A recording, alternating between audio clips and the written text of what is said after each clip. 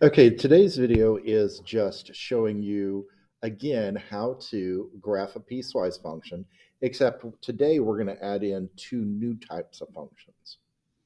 So in yesterday's lesson, we only used constant, linear, and quadratic functions when we started with graphing piecewise. The process we're going to use does not change, except in today's example, we're also going to see absolute value and cubic graphs. So just make sure you're aware of the different shapes and how to identify them so that you know what your graph or your piece of the graph is going to look like. So for today, we're using Practice Graphing Piecewise Functions Day 2, which you'll receive in class if you haven't already. And in this video, I'm going to focus on completing number 2. So again, let's go through our 5-step process.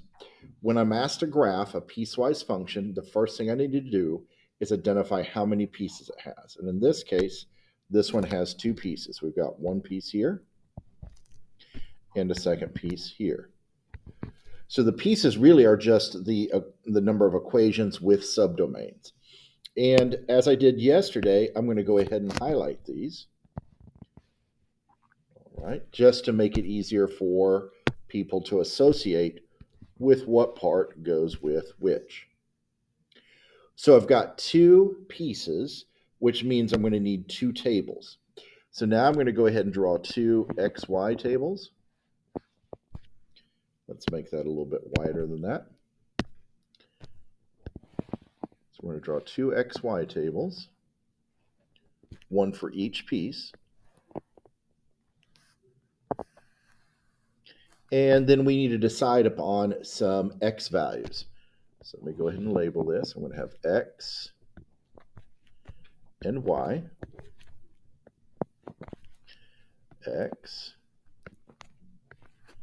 and Y.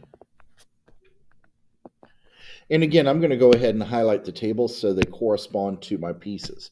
So this first piece that I highlighted in pink, I'll be using that table, the one that I've highlighted in pink there. And for my second piece, I'm going to highlight my second table in purple. So the things that are in pink correspond, the things that are in purple correspond. And I'm also going to use those same colors for my graph when we get there. So to finish out step number 2, we need to determine our X values that we're going to use. So starting with our first piece highlighted here in pink, we can see that it reads X has to be less than -2. So anytime I have an endpoint like this one, where it says that X has to be less than it, I typically take it and put it at the bottom of my table for my X values. And then I have to ask myself, well, what integers would be less than -2? And so I'm going to have -3, -4, -5, and let's even go -6. Again, the number of points you need is just going to depend on what it takes you to see the graph. And so you can identify its shape and where it's going to go. For the second piece, I have here that X has to be greater than or equal to -2. So since I'm going to be working with values greater than -2, I'm going to put the -2 at the top of this table. And once again, I need to ask myself what integers are greater than -2. So in this case, I'd have a -1, 0, 1, and 2. And hopefully that's going to be enough to see what's going on with this second piece. So that concludes step 2. Step 3 then, what we have is we need to go ahead and graph our pieces either using Desmos or a calculator.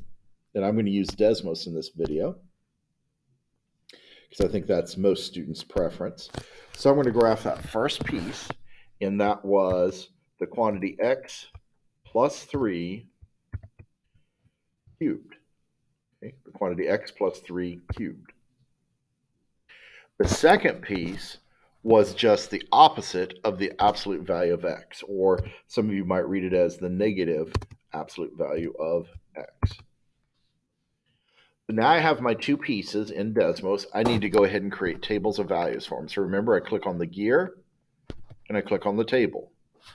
And I'm going to do that process again for my second piece. Click on the gear, click on the table. And so I've got tables of values. However, you notice in this one, for our first piece here, this one does not have the X values in it that I had used on my table here. So I need to fix that. So I'm going to start right here. I'm going to make this -6, -5, negative, well, let's change that one. There we go, -4, -3, and then finally -2.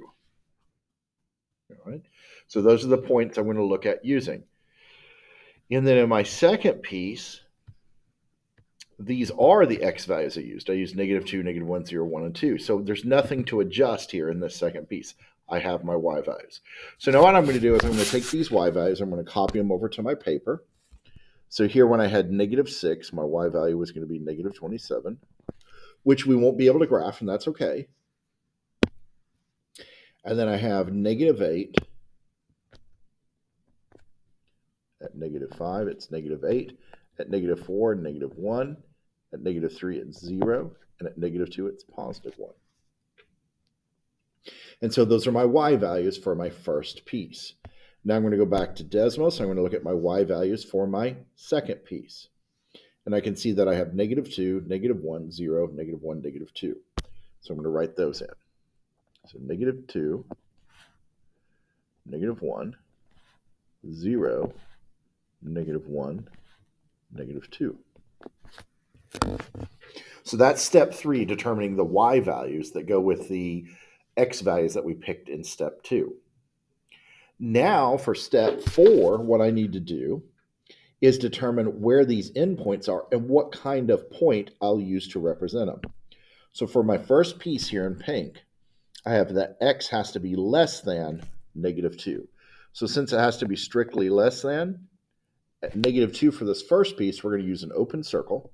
And since it only has one endpoint, that means we're going to have an arrow going back the other way. For my second piece in purple, I have that X has to be greater than or equal to -2. So when I come to -2, because it can be equal to it, I'm going to use a solid point for that one.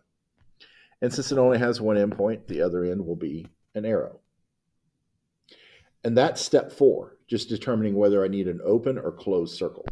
Step 5, finally, then, is to go ahead and plot these points and then connect the points into the curve. So if you go back and look at the types of functions we're using, we can see, and the stuff we did in Unit 1, this is a cubic function, right, because it's raised to the third power. The second piece is an absolute value function because we have the absolute value bars. And if you're still not sure, when you use Desmos, you can see the entirety of both functions. And so that may help you graph it as well. So let's go ahead and start with our first piece, and I'm going to plot some of these points. Now, I already identified -6, -27. I can't use that one because it goes off of the graph.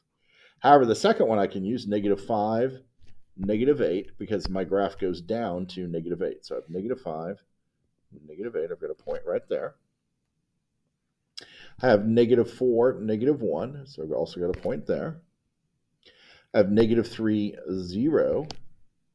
And then I have -2, +1. And this is where I need to have that open circle. All right. And so since this is a cubic function, remember the shape that it's going to have is this right here. It's going to come up and it kind of goes almost flat. It doesn't quite go flat, and then it curves back up again. So based on what I can see on my paper, I've got it coming up from the bottom here, and then it's going to kind of go flat for a minute and then curve back up to that open circle. So let's sketch that in. So we're going to come up. We're almost going to go flat, and then we'll come up to that open circle. And then on this end, I know, based on what I did in my table, I need an arrow. So that's my first piece. It's all in pink.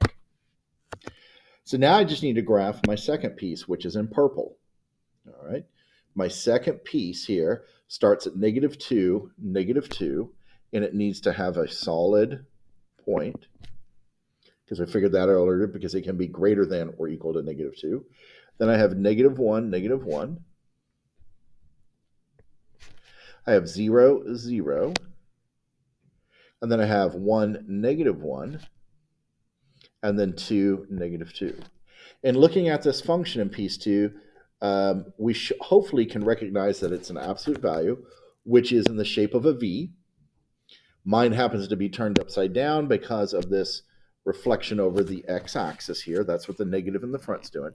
But now I know it's supposed to be a V, so I know they're going to be straight lines. And there's going to be a point where they meet. And so I can just continue that line on down, and I know there should be an arrow on the end of that. And that concludes number 2. I've got my graph. I've graphed it in 2 different colors for me visually, and for others who need to be able to see the 2 parts differently. And if I wasn't sure, I could take a look at Desmos and make sure those parts appear. And so that's going to be it for today's video. So again, same process as yesterday. We're just adding in absolute value and cubic functions as possibilities for graphing our piecewise.